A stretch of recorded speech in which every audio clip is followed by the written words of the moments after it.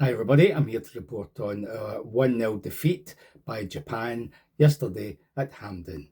And unfortunately, I was there. And it's a long time since I've been so bored at a football match. This was an absolute shocker of a game. And when I was driving home after the game, I heard Steve Clarke's interview where he was disappointed. There was some boos at the end. But that's the way it is these days. Fans don't like losing games.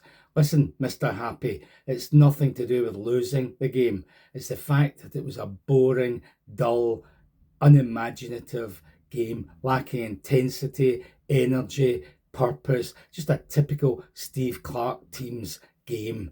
Boring and dull, just like Mr. Happy is. And if we play like that in the World Cup, it's going to be a disaster and you'll get the sack, hopefully, because you should have got it after the last deplorable performances at Euro 24. So it's not looking good if that's the best he can come up with in a friendly, a meaningless friendly. And by the way, in case you're wondering who this is beside me here, this is little Hamish. Now, Hamish is, as you can see, a Scottish mascot, right? But what you don't know is this guy is Steve Clarke's go-to guy on Tuesday to replace Lyndon Dykes, because he couldn't be any worse than that hammer thrower up front. I'll put him aside just now. So, what a game. Japan far superior, passed it around better, quicker, more skillful on the ball, better off the ball, pressing us, harassing us, nicking the ball away from us, closing us down as soon as we got it. They did everything that we couldn't do. It was just night and day. When our guys got a ball, somebody like Fat Kenny McLean, he would linger on it or try and take on one or two people. And all of a sudden, two or three opponents were around him, hassling him, taking the ball away from him. It was that kind of game. They were just superior in every aspect. The only one weakness I would say would be their finishing was deplorable. It really was bad. The game should have been out of sight in the first half. They must have had 4 or 5 shots straight at the goalkeeper, and even then, I think half the time Gunn couldn't hold the ball. He parried it and then pounced on it. So I mean, if they'd had a proper striker instead of Maeda, they'd probably have been 3 or 4 nothing up at half time. I say 3 or 4 nothing up, but poster boy, the wonderful Italian star, McTominay, he missed a sitter in 8 minutes. Nice cutback from McGinn, about the only thing he did as well. Onto the 6 yard line, nobody near him. He comes in, side foots it straight to the goalkeeper, who parried it onto the post and away. And we all jumped up when he shot initially because we thought it'd gone in the net, only to discover somehow it hadn't. So that was a sitter. McTominay had another weak header just before half time, I think, where the goalkeeper just dived on it, bog standard save. I think McTominay had a shot that was going over the bar, but the ref seemed to think the goalie got his fingertips to it, but I don't believe he did. Second half, first 10 minutes was better. Robertson, a terrible captain, he's the tavernier of the Scottish team, did a decent run, got right into the box, and then his shot, might have been going into the far post, was parried away by the goalkeeper. Right at the death, I think it was, Hurst on as a sub, he put one into the side netting when he should have been going the other side of the goalkeeper. That was about it. We had 4 or 5 shots on target and hardly any off target. It was just shameful performance, just lacking in everything. It was like a true friendly. That's why UEFA basically stopped having friendlies and gave us the Nations League, because friendlies are just useless. I mean, there's nothing at stake, and players play as if they're on their holidays already. So we can only hope that's what happened with this Scottish team, because there was no energy, there was no ferocity, there was just nothing about it. And that manager stood there, probably slept as he stood, kind of watching the game unfold. I'll give him this. He almost picked the proper team to start with the best defence we could out. It was Gunn in goal.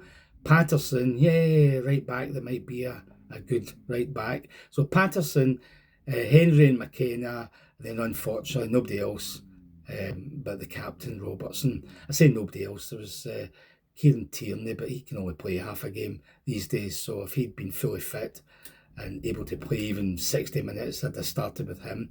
But because Robertson's just terrible, he just punts it up the park. He can hardly get up the other end running. He can hardly pass the ball properly. Just punts it aimlessly away from the goal up the park. Absolutely terrible. He did one shot, and did he one? I think he did one cross that was okay, and that was his contribution the whole game. So decent enough defence with Suter playing the way he is at Rangers. It was obvious it had to be McKenna and Hendry, and they did fine. They were okay. You can't blame the defence for anything that happened. Midfield, in theory, Lewis Ferguson, McTominay, McGinn, and then unfortunately fat Kenny McLean. Why that journeyman player keeps getting caps, I don't know. He must make good coffee for Steve Clarke and the rest of the coaches. Billy Gilmour came on belatedly. He should have started, obviously. But of these big stars, I mean, McTominay missed a couple of sitters, did nothing else basically. McGinn, very poor. Set up a chance for McTominay, as I've described, but he was poor. Kept getting caught on the ball. Lewis Ferguson got stuck in, but he didn't do anything creative. Kenny McLean almost gifted them a goal by losing the ball in his own half, and thankfully, I think the goalkeeper saved that when it was like 4-on-2 for a few seconds. So he should never be in the team anyhow. Up front, the big hammer thrower. I mean, this is as much as I can condemn him. Lyndon Dykes makes Chermiti look like Haaland or Harry Kane or somebody. He's just absolutely hopeless. He can't even hold the ball up or lay it off or anything. And as for using the ball or scoring goals, it's just absolutely shocking. And Tommy Conway, another championship player playing for Middlesbrough, did next to nothing. Out in the left wing, coming inside, apparently. Not that it was noticeable. So, very poor performance all round. It was boring, it was dull. There's a few hundred Japanese fans. They sang and chanted most of the game. The Tartan Army were so bored they hardly could be heard. I think it was one point in the second half after a good 10-minute flurry when they started a very tired sounding version of that dirge Flower of Scotland in the first place. What something that if you don't sing it with a bit of verve, it just puts you to sleep. And I think the players and their performance had an effect on the Tartan Army. I say Tartan Army, there was 44,000 there, but I don't know. It looked as if 20% of them were kids under the age of 10 and women who were accompanying them, their mothers presumably, inflicting child cruelty on them. So it wasn't a normal Hampden crowd, and this team gave them nothing whatsoever to shout about, to get excited about. And Steve Clarke, in the post-match interview, he said, yes, he was pleased with various aspects. Well, we weren't, but there was one or two things we could have improved on. One or two things. How about playing as if you want to win? How about getting stuck in? How about showing that you can actually go forward with the ball, that you're not scared of the opposition, you're not terrified, you're not cautious, you just don't want to go forward in case, something bad might happen if the other team gets it. That's typical Steve Clarke tactics and attitude. He must put them to sleep if he ever does give them any tactics talk pre-game, because the guy's the most boring, dull, unimaginative manager we have ever had, and we've had some doozies in the past. So, not looking good. It's only a friendly. Maybe they'll redeem themselves on Tuesday at Everton against Ivory Coast. I can't see it. Although the manager did say there would be 5 or 6 changes to that game. Who the 5 or 6 are, I can't see them improving most of that team, because that was, as I say, probably the best team he could put out apart from Dykes and Kenny McLean.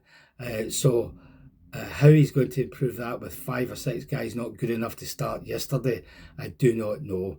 It's just a shambles. So who's going to stay up until 2 in the morning to see the first World Cup game against Haiti? Hands up. No, I don't see anybody's hands up. I won't be staying up. I'll be recording it, going to my bed, waking up the next morning, checking out the score, and if we lose, I probably won't even bother to watch the recording. That's how bad I'm feeling right now. No hope whatsoever. Not with this manager in charge, not with players who can't be bothered unless their lives depend on it, presumably. So On to the next one, not even a home game at Hampden, but at Everton. So good luck with that one, guys.